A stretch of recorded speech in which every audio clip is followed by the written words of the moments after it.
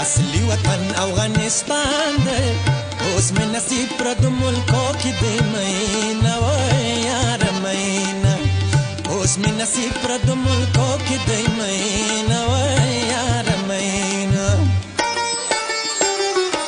اصلی وطن افغانستان دی اصلی وطن افغانستان دی اوس مې نصیب پر د ملکو کې دی مینا وای یار مینا اوس مې نصیب پر د ملکو کې دی مینا وای یار مینا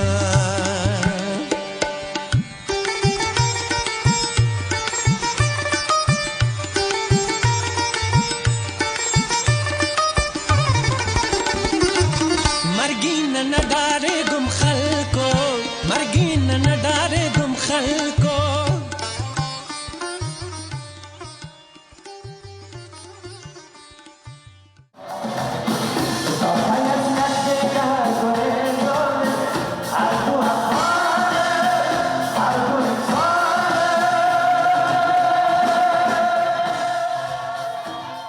فرهاد دریا هغه سندرغاړی دی چې له 4 لسیزو زیاتې په هنر کې تېرې کړي. د اروپا میشتو افغانانو لپاره یو وار بیا کنسرټونه ترسره کړل. هغه د اروپا په بیلابیلو ښارونو روتردام، اوسلو، مالمو، هلسنکي، برلین، لندن او فرانکفورت کې کنسرټونه وکړل چې په زرګونو افغانانو او د هغه د سندرو مینوالو پکې برخه اخیستې وه. دا کنسرټونه په افغانستان کې دننه د سندرغاړو او د موسیقۍ د آلاتو غږونکو د ملاتړ په هدف د خپ شوو غږونو په نوم جوړ شوي وو.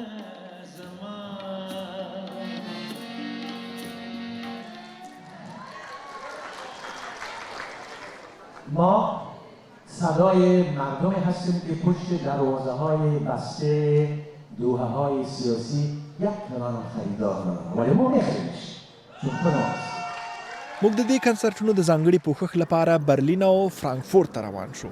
هغه ښارونه چې زرګونه افغانان پکې ژوند کوي.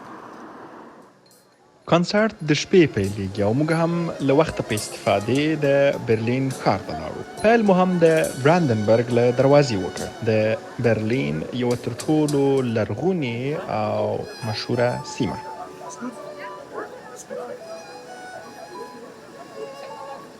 دوستانو سلامونه او درناوی مې ومنئ. هیله ده چې روغ او خوشحاله اوسئ. موږ د جرمني په پلازمینې برلین کې یو. برلین او د جرمني نور ښارونه د لکونو افغانانو کور دی. په جرمني کې لږ تر لږه 4 لکه افغانان اوسیږي. د جرمني په پلازمینې برلین ښار کې البته نن شپه د افغانستان یو وتلی سندرغاړی فرهاد دریا کنسرت لري. افغانانو ته به سندرې ووایي. همدارنګه ځینې نور هنرمندان هم ځینې هنرونه او نقاشۍ لري چې خلکو ته به یې وښیي. موږ به له نږدې ورشو دغه کنسرت به وګورو. تاسو ته به هم ځانګړې او ښکلې شیبې په ټلویزیون درښکاره کړو. هیله ده چې تر پایه مو ملتیا وکړئ.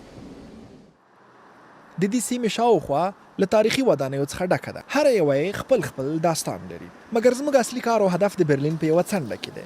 دغه تالار چې فرهاد دریا پکې کنسرت لري. ګڼ افغانان په تمه دي چې کنسرت ته ورشي. سالون به په څو شیبو کې خلاصیږي ورونه او خلک به ورځي. موږ هم دغه کنسرت خاصې او جالبې شیبې تاسو ته ښکاره کوو. د فرهاد دریا دغه کنسرت د خپ شویو غږونو په نوم ترسره کیږي په ټوله اروپا کې چې نن شپه د برلین نوبت دی. د دغه کنسرت د عوایدو یوه برخه به په افغانستان کې د هغو هنرمندان او سندرغاړو د لاسنیوي لپاره مصرف شي چې دامګړی په سختو شرایطو کې ژوند کوي. خبرې خو زیاتې دي خو راځئ چې په ګډه ورشو د کنسرت د پیل لپاره ځانګړې شیبې او د هنرمندانو همدارنګه د موسیقي غږونکو چمتووالی تاسو باندې وګورو. ډیرو خلکو د برلین په کنسرت کې د ګډون لپاره ټیکټونه اخیستي او په خپل وخت یې ځانونه ورسولي. فرهاد دریا جان یک استاد بزرگوارن. اونا رو واقعا از صمیم قلب دوست دارم. گپای شیرینی که میزنن، سخنایی که میگن و دل میشینه. خودشان هم بابا چاکلیتی میگن. بله خیلی دوست داشتنی هستن. کدام آهنگایش زیاد دوست دارید؟ همگی. سلام، بازم 2 تا از علاقمندان کوچک فرهاد دریا اینجا هستن. نام خدا بسیار لباسای شیک و مقبولم در جانتان است. اسمک چی است بچیم؟ نیما. بیشک. نام خودت چی است؟ صوفیا. چی حس داری بچیم که آمدی کنسرت فرهاد دریا رو از نزدیک میبینی؟ حست را بگو. How do you feel؟ خوش هستی بچه کامدی؟ با پدر مادر از نزدیک میخوایی بابا چاکلیتی رو ببینی؟ حتی تو وقتایی بوده که علاقمندش از دستی که زیاد هستم. همی خواندنایش شیرایش خودم همیشه نوشته میکردم. هنگامایی بوده که وقتایی بوده در مکتب میشیشتم، معلم یک چیز درس میگفته و ما در فکر ازی خواندنا بودیم اینا رو در کتابچه خود نوشته میکردم و تو وقتایی شده که معلم آمده چک کرده که چی نوشته کردی که شیرا رو او هم شعر خواندنای فرهاددریان.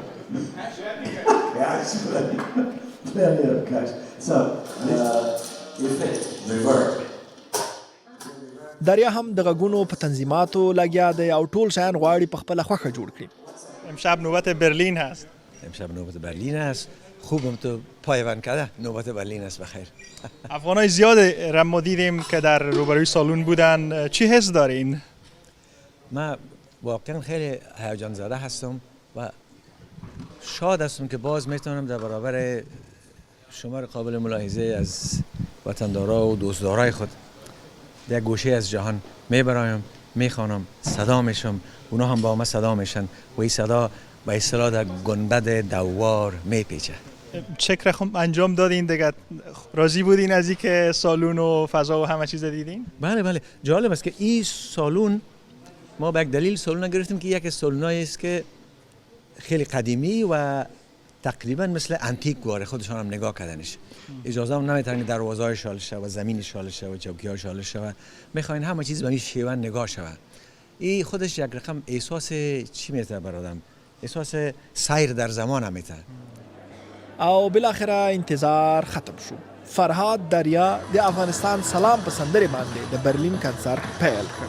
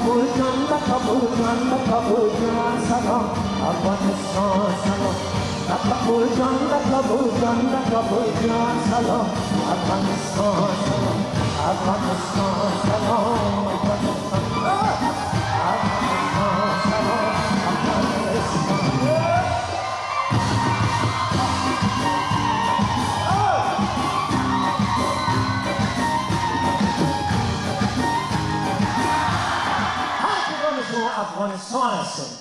در سینه هر کدام شما افغانستان می‌زنم. خوش آمدید. سلام به شما.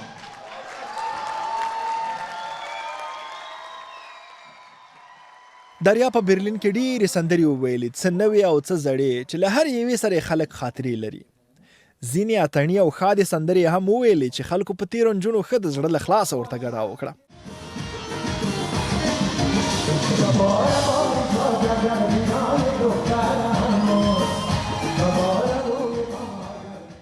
د برلین په کنسرت کې د فرهاد دریا په سلګونو مینوالو په ځانګړې توګه ډېرو نجونو او ښځو ګډون کړی و. هغه نجونې او ښځې چې که په افغانستان کې وای ښایي طالبانو یې له شرعي محرم پرته د سفر مخه نیولې وای، سربیره په دې چې ښځې او نجونې هلته په میاشتو له کار او زده کړو محرومې دي.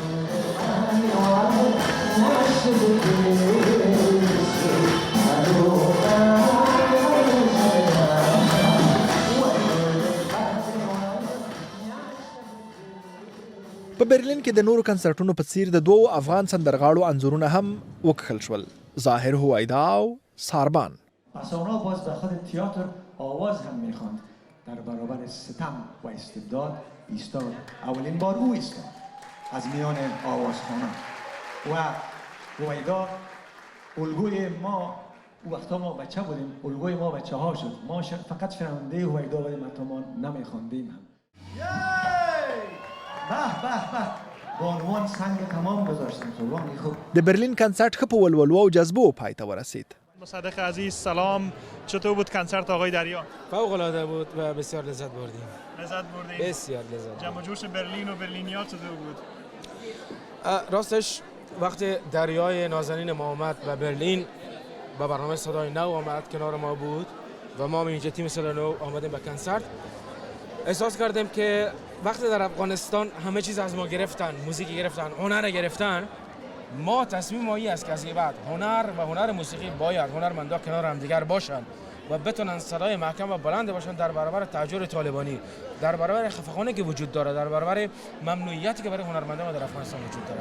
سلام، اسم من غزال است. در کنسرت فرهاد دریا هستیم. بسیار خوشحال هستیم. بسیار یک اتمسفر پر انرژی، تازه، بسیار خوشایند است. حال هوای کنسرت چطور بود؟ بسیار فضای خوب، پر انرژی، بسیار یک فضای پر از صمیمیت است. بسیار خوشایند است. واقعا بسیار خوش می‌گذره. رقص‌ها چطور بود؟ رقصام است، بسیار محفل خوش است. یعنی شکر که بسیار می فضای پر از صمیمیت است. از خاطر همه که جرأت میکنن که خوش بگذره و رقص کنن و با فرهاد جان دریا محفل یعنی بسیار خوب پیش میره. په آخر کې هم فرهاد دریا سره د هغه ګڼو مینوالو یادګاري عکسونه واخیستل. دریا له برلین وروسته لندن ته لاړ او هلته د ویسټمنسټر په لوی سالون کې کنسرت ترسره کړ. په دغه کنسرت کې د دریا د مینوالو ترڅنګ څو نورو هنرمندانو هم ګډون کړی و. له هغې ډلې ناشناس ډاکټر صادق فطرت ناشناس.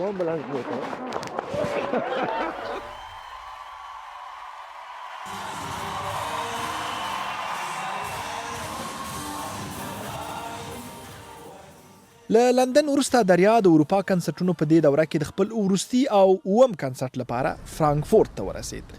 موږ هم چمتو شو او فرانکفورت ته مو ځانونه ورسول. هغه ښار چې زرګونه افغانان پکې اوسیږي. د کنسرت څخه مخکې مو د ښار څو سیمې ولیدې. یو یې هم دا اوسپنیز پل دی چې ترڅنګ یې د فرانکفورت سکایلاین ښار دی. لوړپوړي ودانۍ د فرانکفورت ښار یوه ځانګړنه ده چې ښایي د اروپا په نورو ګڼو هیوادونو کې دا ډول ودانۍ کمې وګورئ. دوستانو سلامونه او نیکی هیلې مې ومنئ. موږ د جرمني په فرانکفورت ښار کې یو.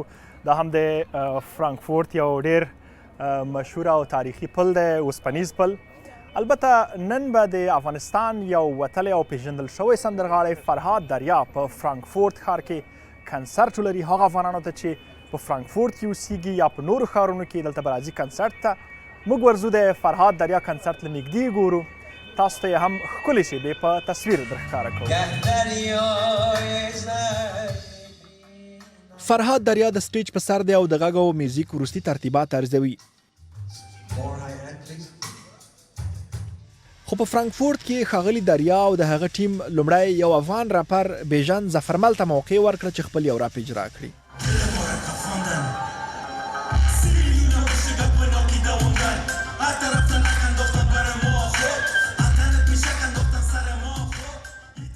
له بیژن سره مو لنډې خبرې هم کړې دي.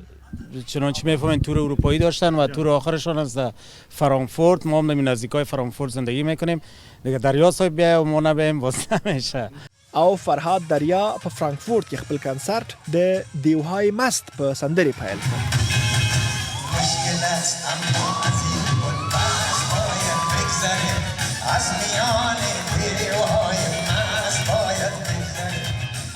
دریا د ګډونوالو او مینوالو له تود هرکلي ستاینه وکړه. په دوام کې هم څو مستې او د دریا په خبره عشقي سندرې ورته وویلې.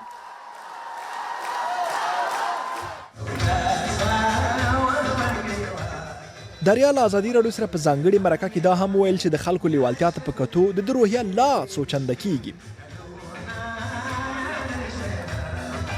جالبتر از همیشه یافتم در چندین تور آخر و در این تور خیلی خیلی آخر من. هر باره که تور اجرا میکنم در این اواخر پیش میره تور دیگه میره بجای ایزی که خب معمولا یک کسی که 40 سال 45 سال روی استیج باشه یک زمان بعض انرژی ها فروکش میکنن، هم در خودش و هم در دوستدارایش. ولی خیلی جالب است که میبینم نه تنها که انرژی ما و انرژی دوستدارای من فروکش نکرده، کم نشده، بلکه هر لحظه گرمتر میشه، هر لحظه بیشتر میشه، هر لحظه اوج میگیره. فرهاد دریا په اروپا کې په زرګونو افغانانو ته داسې وخت سندرې وویلې او کنسرټونه یې ورته اجرا کړل چې طالبانو پر موسیقي بندیز لګولی. موږ له دریا سره په ځانګړې مرکه کې دا خبره یاده کړه. آنچه که در کارزار آوازهای خفه شده شامل میشه و او را ما پوشش میتیم، عمدتاً آواز زنان و دختران هست و آواز موسیقی هست.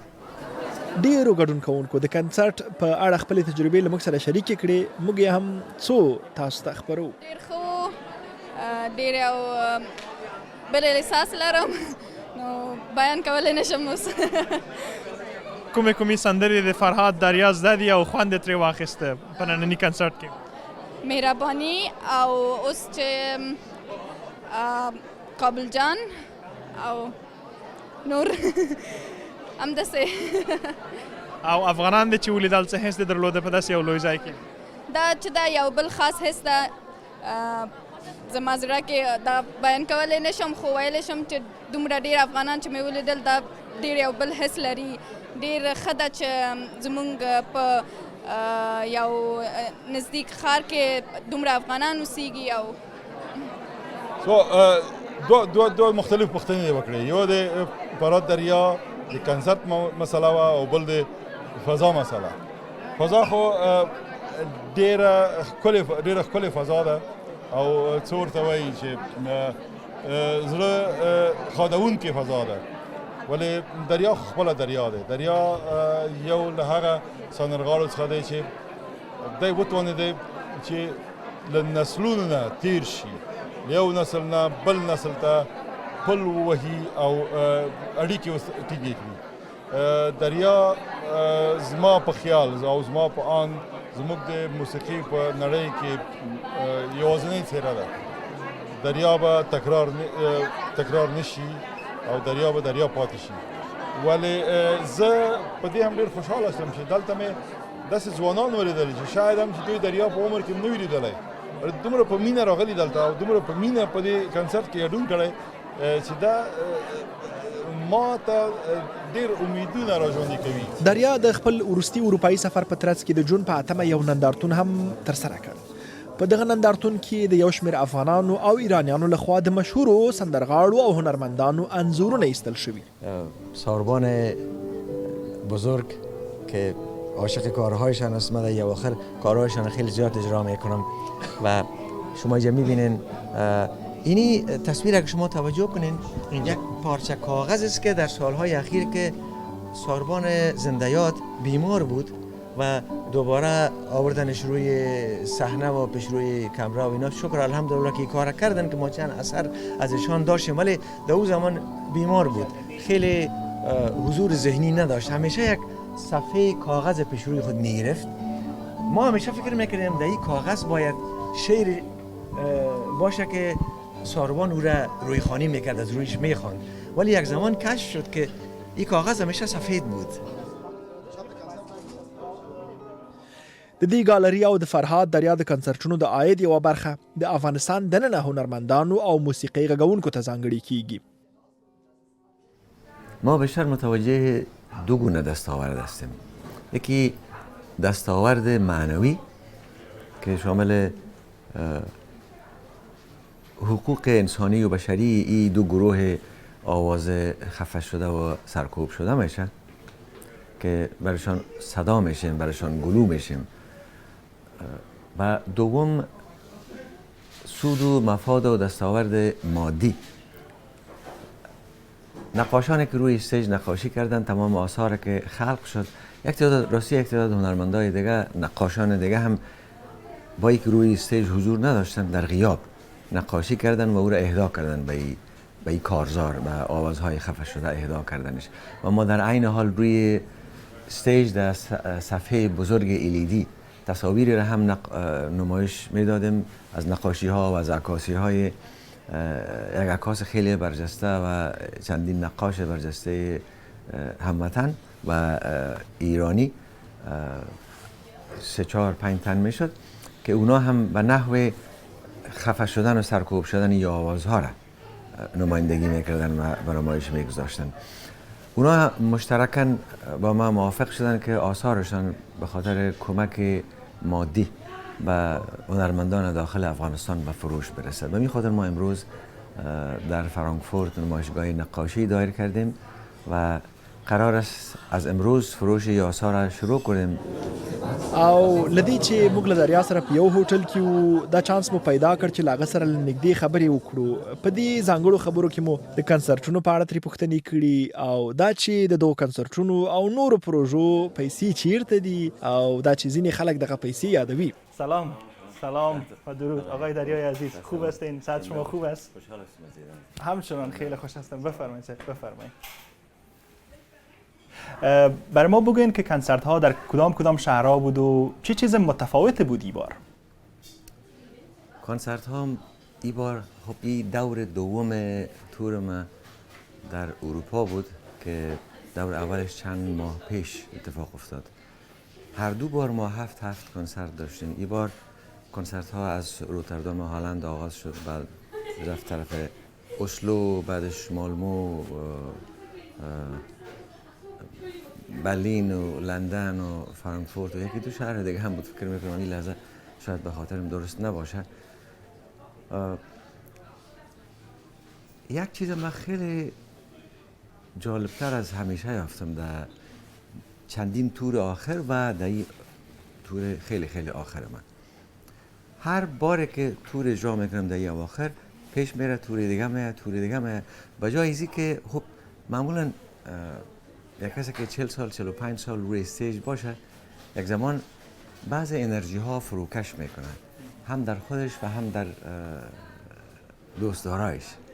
ولی خیلی جالب است که میبینم نه تنها که انرژی ما و انرژی دوستدارای من فروکش نکرده، کم نشده، بلکه هر لحظه گرمتر میشه، هر لحظه بیشتر میشه، هر لحظه اوج میگیره.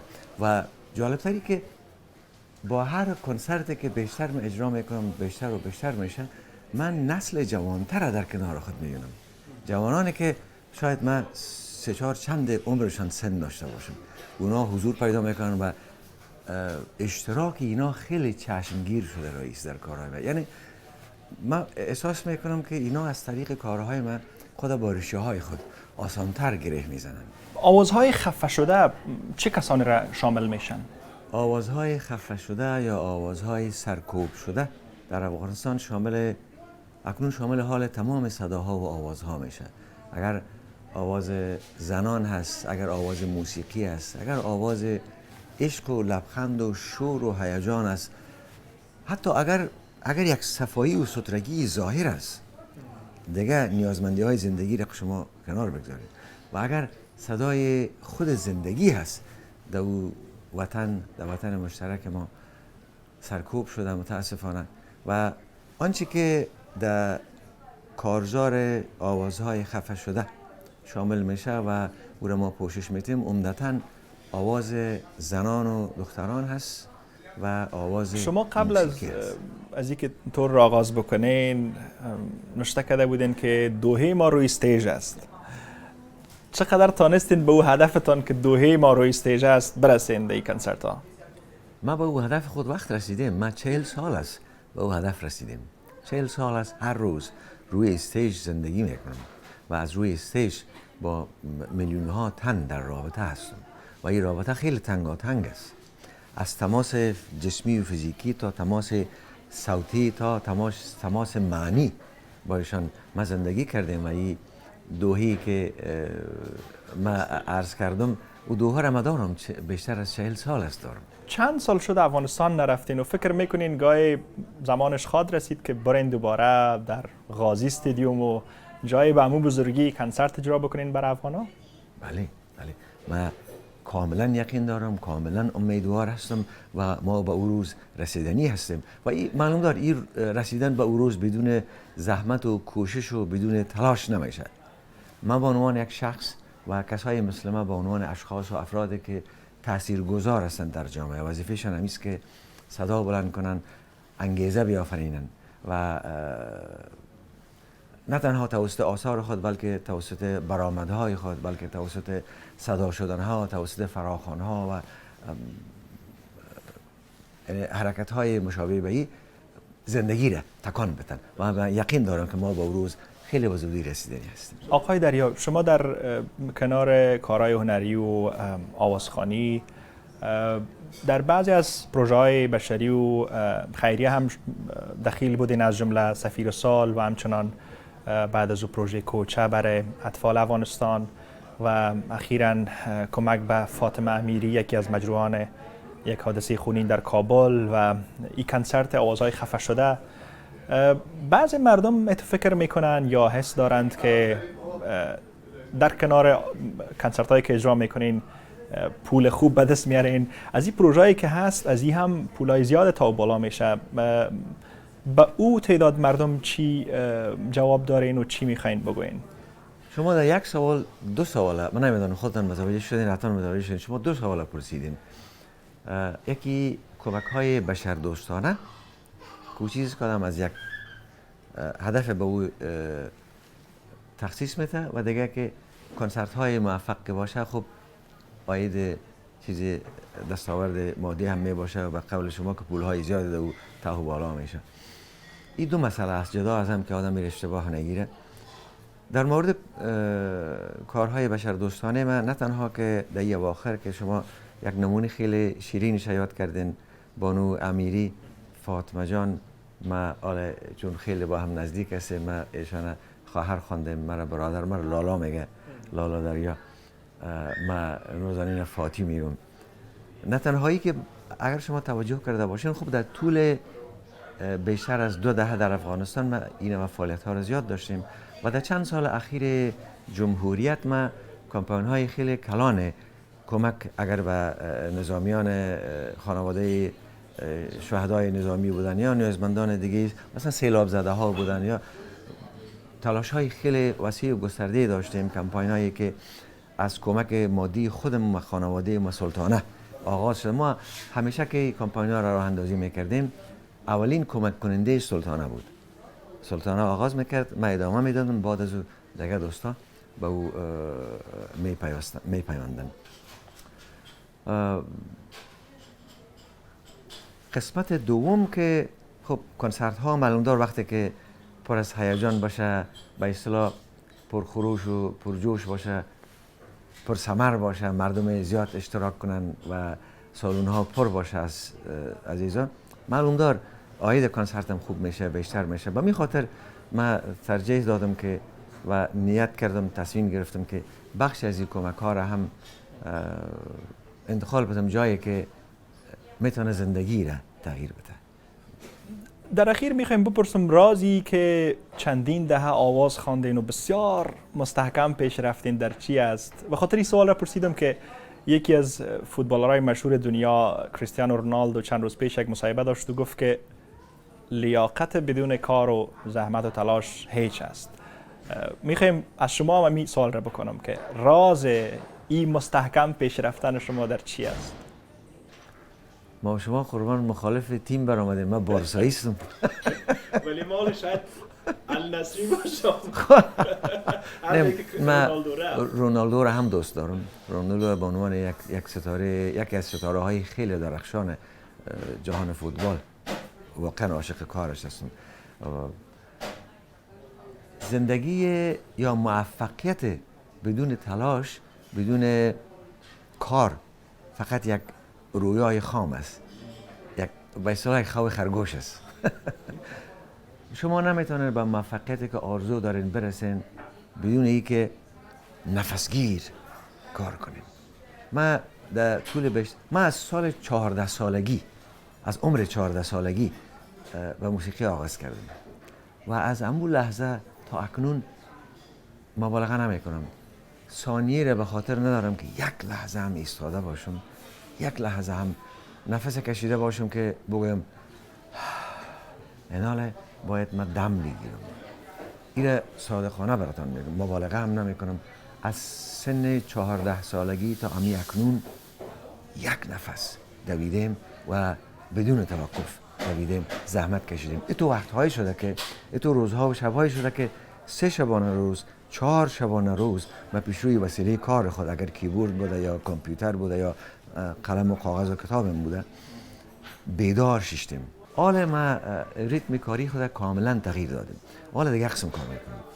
حالا صبح وقت ساعت 5 صبح از خواب بیدار میشم، بلند میشم و طبق یک تقسیم اوقات خیلی زمان بندی شده و جدی کار میکنم تا عصر و باز بعد از وقت خیلی معین برای وقت خانوادگی خود دارم و باز مانمدار کوشش نهایی رو دارم جز وقتایی که در تور هستم، جز وقتایی که در کار هستم، وقت معین برم بخوابم، فرصت صبح بیدار شم و به کارهای روزمره خود برسم. که څه هم د دریا د کنسرټونو دا یون پای ته ورسید، خو دغه ځانګړی فلم او شیبې هرومرو په ټولنیزو شبکو کې له خپلو ملګرو سره شریک کړئ چې نورو کسانو ته هم ورسیږي.